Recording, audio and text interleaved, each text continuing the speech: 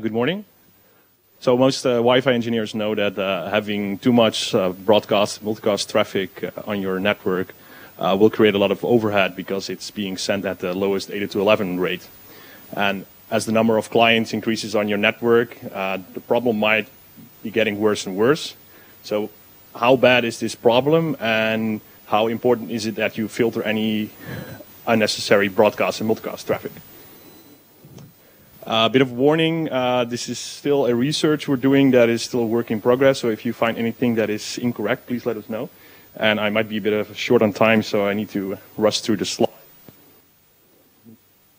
My name is Arjan Koopen, and I'm doing this research with my friend Wilco Baanhofman, and we're both involved in the as volunteers in the CCC Network Operations Center. And the CCC is the Chaos Communication Congress, which is the largest hacker event in Europe. It's like DEF CON in the US, but different. It has about 12,500 visitors each year, and it's held in the Congress Center in Hamburg. And it's a 100% volunteer-run event. For the CCC, we build our own network infrastructure. And last year, at the 32nd Chaos Communication Congress, we deployed about 150 access points that were temporarily mounted throughout the building. So there's one building, it's one roaming domain. We had a peak of about 8,500 clients, and we've seen 20,000 unique clients over the course of 4 days. At peak, we saw about 4.5 gigabit of Wi-Fi traffic, so that's quite a bit. So we use the whole of the the whole of the Congress Center in Hamburg, which have a number of fairly large rooms. So one of the biggest rooms has 3,000 seats, and the second one has 1,500. So there's quite a bit of high-density challenges in those areas. For the last CC, or at least most of the events, we had a number of design guidelines. So we wanted to provide public Wi-Fi access, either unencrypted or encrypted with 802.1x. We wanted to minimize the amount of SSIDs by using 802.1x dynamic VLAN assignment. So we had some special VLANs where we wanted to drop clients in, so we used dynamic VLAN assignment for that. We have public IPv4 and IPv6 connectivity, so everybody gets a public IPv4 address, and this is unfiltered, net neutral internet access, and there's also no client isolation, and inbound connectivity is possible, so you can do whatever you like. And we wanted to enable users to roam throughout the building without losing any IP connectivity. And for us, what we went with was one big user VLAN with a /18 IPv4 subnet, which is 16,000 addresses, and also a /64 IPv6 subnet. So we're running dual stack. We felt that there was no need for VLAN pooling because we had a continuous IPv4 block. Lastly, we also had infrastructure security features in place like DHCP snooping, route advertisement guards, IP spoofing prevention, and those kind of things.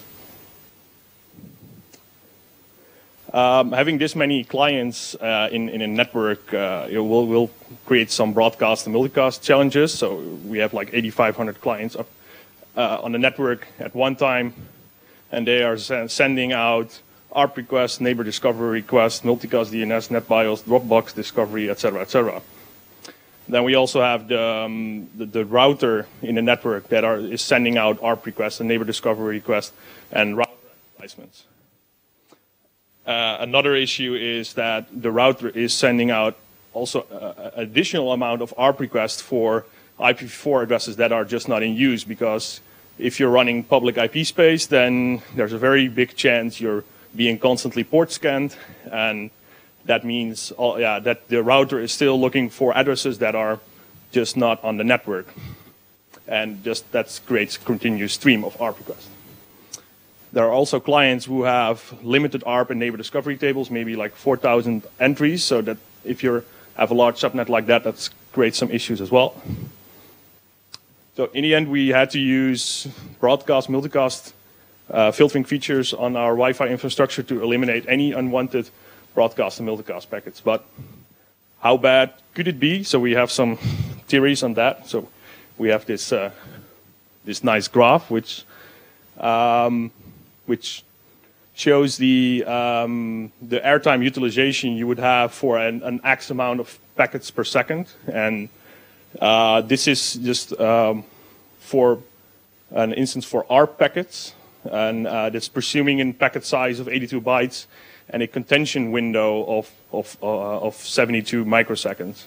And this graph is a bit inspired by Andrew van Naar's SSID overhead calculator, which maybe many of you know. So we kind of use the same formulas to get out of this. And here you can see the different 802.11 rates, because the broadcast multicast always have to be sent at either 11B or 11G or 11A. And here you can see very well that maybe at 1,000 packets per second, the 802.11B would be at 100% of airtime with these kind of small packets. This is the airtime calculation formula that goes into this. We're presuming that the WMM was enabled, and if you're sending out at best effort, then in this case it's 802.11a 6 megabits. You're looking at 43 microseconds of the AEFS. The contention window could be highly variable, so it's debatable if you should actually calculate that in this, or maybe you should just put it on 0. But this example went with 78 microseconds. So this one ARP packet could take up to 253 microseconds of total airtime.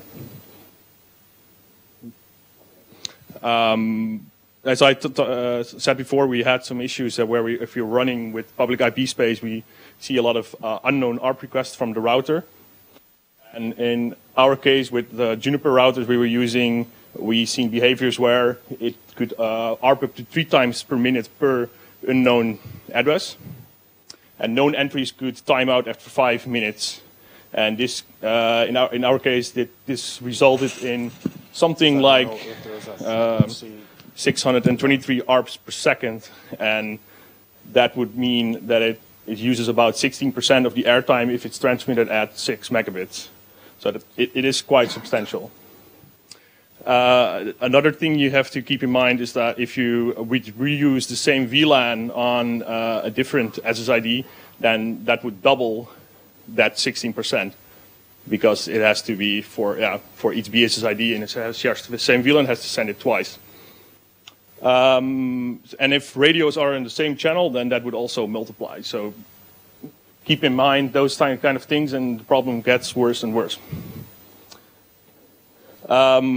Wireshark is also very interesting to use for this kind of behavior, where you can make I/O graphs, and you can see packets per second, and you can have filters in place, and so you can see how many packets per second you would actually have for this instance for ARP traffic. And the brown line here is the ARP traffic that is being sent by the clients, and the black line is from the router. And since this is a private network, the amount of ARP traffic from the router is considerably less. But you can see here that the ARP traffic from the clients can be quite substantial, and there's these large peaks because of the clients that are getting on and off the network.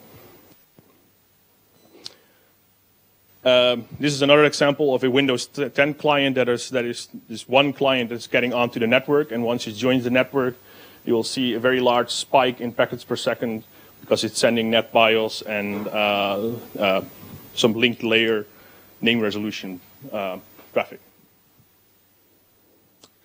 I'm getting a bit short on time here, so. So what should Wi-Fi vendors implement for broadcast and multicast filtering? Well, they, in essence, should have the ability to filter out any unnecessary broadcast and multicast traffic, and that would effectively eliminate the broadcast domain. And for this, they should have a So if you filter out all the broadcast multicast traffic, then you wouldn't have a working network. But so you need to have some stuff in place in order to get like ARP working and neighbor discovery working. Some vendors choose to implement a proxy ARP and a proxy neighbor discovery mechanism. And in this case, the controller or maybe the access points, they know all of the IP addresses from all of its clients, and they will respond on behalf of those clients for ARP and neighbor discovery. And the AP or the controller should just drop any ARP and neighbor discovery that for clients it doesn't know. The same thing goes for DHCP or DHCP v6, where the DHCP discover package should not be flooded to all clients, but it should just be sent upstream, and the reply should always just go to the client itself and not to all clients. Another issue is for IPv6 is the router advertisement handling. There are some issues where the reply to the router solicitation, which result in a router advertisement, was being sent at multicast, so it goes to all of the clients.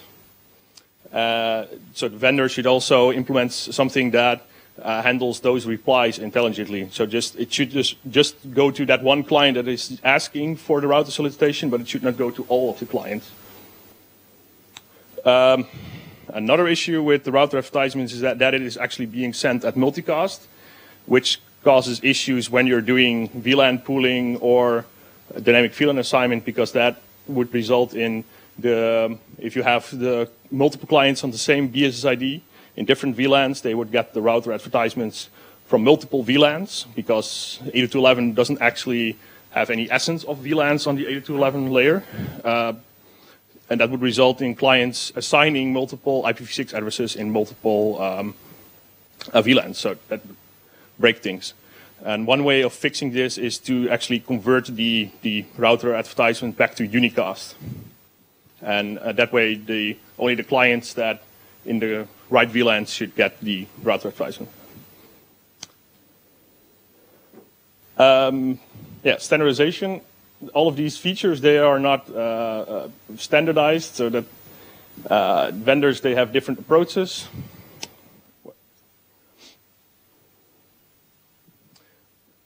Vendors have different approaches for filtering out this kind of traffic, and I've been looking at for this subject to multiple vendors, and my experience is that the behavior across vendors is unpredictable.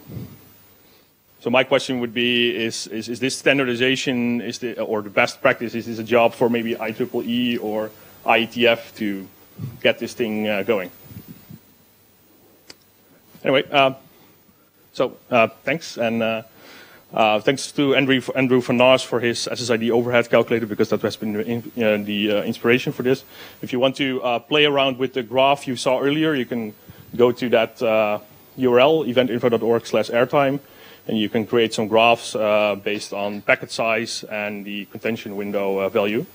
And there's also a link to the slides for this presentation. And yeah. Great, thank you very much. Ronald.